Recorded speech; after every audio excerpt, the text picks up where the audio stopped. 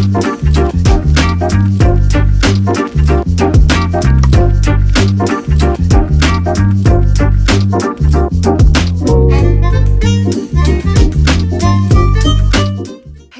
everyone, welcome back to my channel. Today we are gonna make sliced bread, y'all. But before we get started, don't forget to give the video a big thumbs up, subscribe to the channel, and click the notification bell so you'll be notified of new uploads. Now let's get started.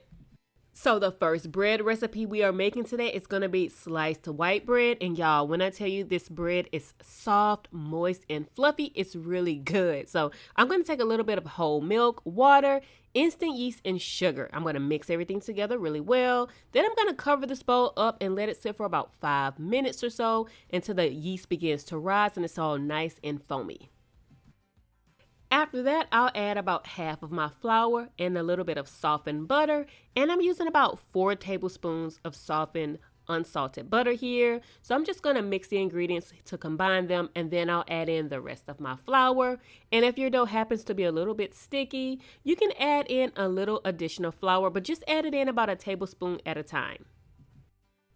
And now using my hands, I'm going to begin to knead the dough. Now, you can do this with your stand mixer. I'm not going to stop you. As a matter of fact, I do it myself sometimes. But I'm going to knead the dough for about 5 to 7 minutes. Then it's going to go into a greased bowl. I'm going to cover it and let it sit out at room temperature for about 1 to 2 hours or until it's doubled in size.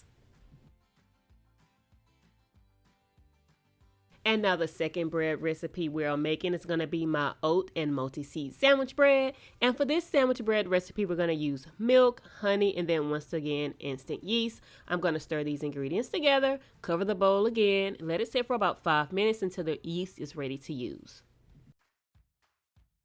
And then once the yeast is ready, I'm going to add half of my flour. I'm going to add my oats and my seed mixture. And then I'm going to add my softened butter. And then using my wooden spoon, I'm going to mix the ingredients just to combine them. Then I'll add in the remaining flour. And then once again, you can use your stand mixer.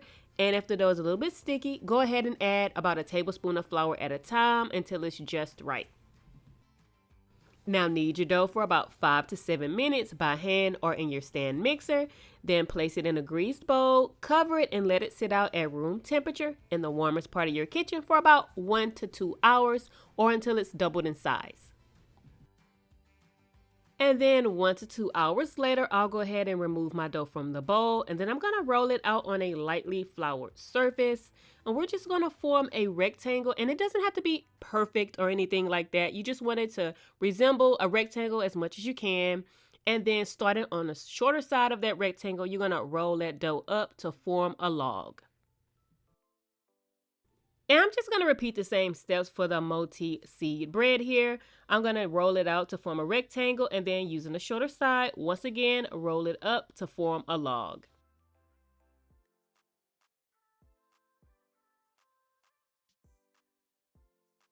Now I'm just going to place the dough logs into greased loaf pans. I'm going to lightly cover them and set them aside for about an hour until that dough has once again doubled in size and begins to rise out of the pan. And then about an hour later, when I'm ready to bake my bread, I'll go ahead and preheat my oven, and I'm going to brush my white bread with a basic egg wash. And then for my multi-seed bread, I'm going to brush it with an egg whitewash, and then I'm going to top that with some additional oats and seeds. So the bread gets baked in the oven for about 30 to 35 minutes. And then I remove them from the oven and I let them sit in the pan for about 10 minutes to cool in the pan. Then I remove them from the pan and I place them on a wire rack to completely cool before slicing. I'm just going to make standard slices here because I intend to use this bread to make sandwiches.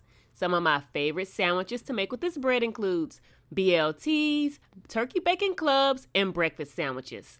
So if you're looking for easy bread recipes for your kids' school lunch or your own box lunches, these breads are easy, delicious, made from scratch, which means no extra preservatives, and they store well too. Well guys, that is going to wrap up this video.